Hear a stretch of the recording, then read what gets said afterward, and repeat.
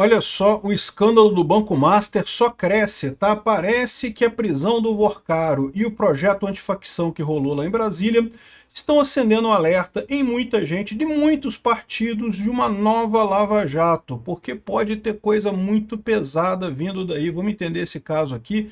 Sim, a situação parece catastrófica, a gente já falou sobre isso, a situação do BRB. Como é que o BRB fez aqueles negócios todos de dar dinheiro para o Banco Master, assim, a troco de nada, sabendo que o banco estava em dificuldade? Qualquer gestor profissional de fundo sabe que estava estranho aquele CDB com 130% de CDI, meu amigo. Dinheiro demais, tem que desconfiar, cara. Não tem esse negócio. Não. Quando a condição é boa demais para ser verdade, é exatamente isso. É bom demais para ser verdade. Não é verdade. Ou seja, e também tem a questão da Rio Previdência aqui no Rio de Janeiro, né? O pessoal já está correndo para dizer que a culpa é do Ibanez Rocha lá em Brasília, que a culpa é do Cláudio Castro aqui no Rio de Janeiro. Eu não sei, né? Vamos ver se vai estabelecer essa culpa mesmo. Agora, que isso pode gerar uma lava-jato? Pode gerar sim, meu amigo. Pode gerar sim, porque aparentemente o esquema do Banco Master era um esquema. A galera, um monte de gente sabia que ele estava quebrando e estava todo mundo fingindo que estava tudo normal e dando dinheiro para o Banco Master. Não é de graça isso, né? Pois bem, lembra, esse negócio de corrupção, como aconteceu na Petrobras, não era nenhuma novidade, tá? A corrupção sempre aconteceu na Petrobras, em outras empresas do governo, exatamente do jeito que o pessoal descreveu na Lava Jato, né?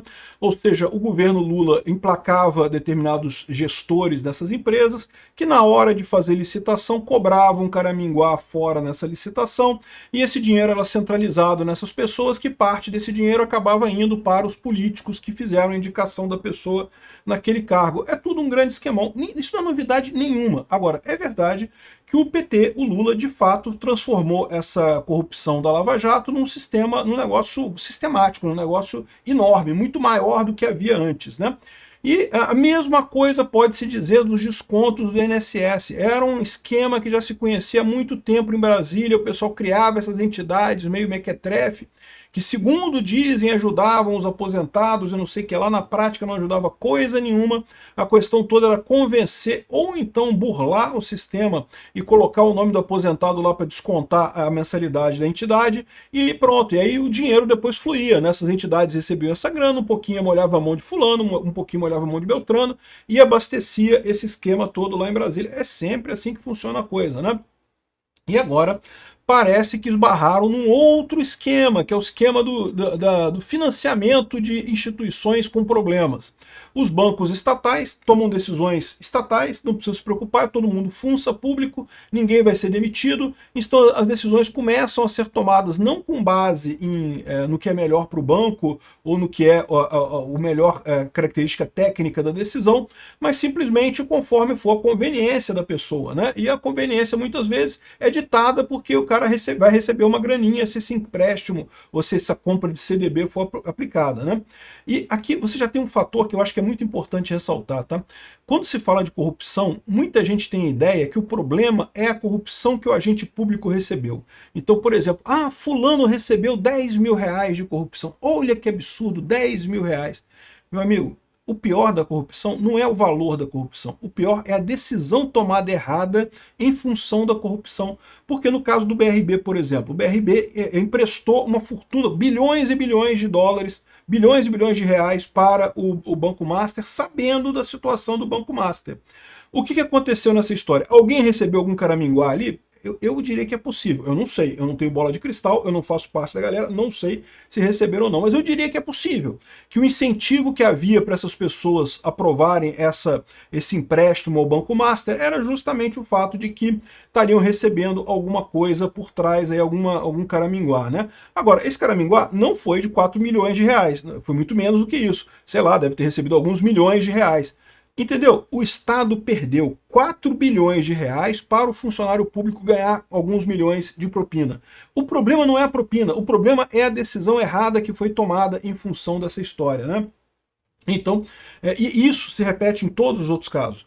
Quando a gente fala que o pessoal da Petrobras devolveu não sei quantos milhões de reais de propina no negócio das sondas da Petrobras, lembra, a Petrobras enterrou não sei quantos bilhões de reais para construir sondas que nunca ficaram prontas, e esse pessoal devolveu uma merrequinha de propina que receberam. Ou seja, o problema da corrupção não é o valor da corrupção, é a decisão tomada errada para o empregado ganhar a corrupção no caso, né? Ou seja, o prejuízo é muito maior, né?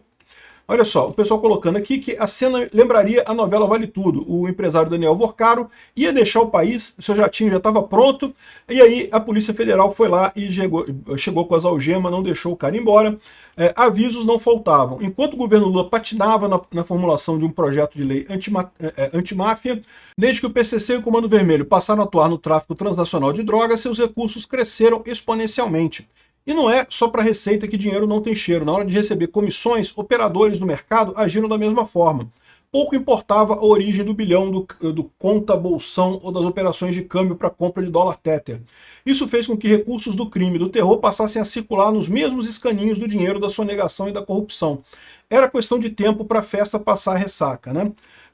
A presença do crime organizado expôs um outro problema. Ao desregulamentar setores para incluir novos atores na economia, governos e agências esqueceram de fiscalização e controle. Abriu-se um mar de oportunidades. Olha só fazer um alerta aqui, tá? O cara está criticando a desregulamentação. Desregulamentação é bom, tá? Você pode falar assim, mas permitiu que o PCC e o Comando Vermelho fizessem coisa. Mas meu amigo, olha como é que você ter fintech é muito melhor hoje. Você pode fazer um monte de coisa honesta. Mas tem um cara que usa para o mal. Não justifica você proibir fintech ou regulamentar ou dificultar a coisa. A desregulamentação é o correto. O que o governo tem que fazer é combater o crime. Isso daí é outra coisa. O crime vai usar todas as armas disponíveis, as legais e as ilegais. Então é a função do governo fazer essa fiscalização. O cara está reclamando de desregulamentação aqui, está errado, né? A Operação Carbono Oculto atingiu a ação do PCC no setor de combustível e apreendeu terabytes de informações de gestores de fundos de investimento, muitos dos quais ligados ao Banco Master. Era mais um sinal de que o cerco se fechava em torno de pessoas com trânsito em duas legendas, do Centrão, o PP e União Brasil.